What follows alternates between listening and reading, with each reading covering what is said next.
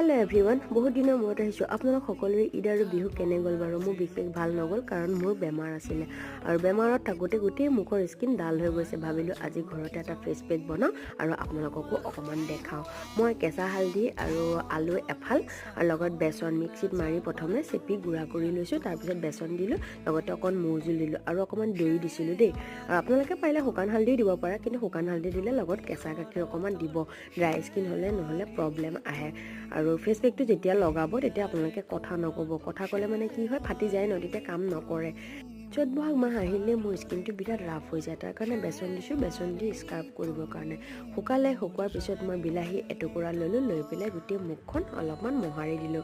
আৰু আপোনালোকে দেখিবই পাব মুখখন চাফা হৈছে অকণমান হ'লেও। আপোনালোকে এনেকৈ কৰেনে জনাবচোন, আৰু যদিও নাই কৰা কৰি চাব দেই। ভিডিঅ'টো যদি ভাল লাগিছে লাইক কৰিব আৰু ছাবস্ক্ৰাইব কৰিব একেবাৰে নাপাহৰিব। আজিলৈ আহোঁ দেই, বাই।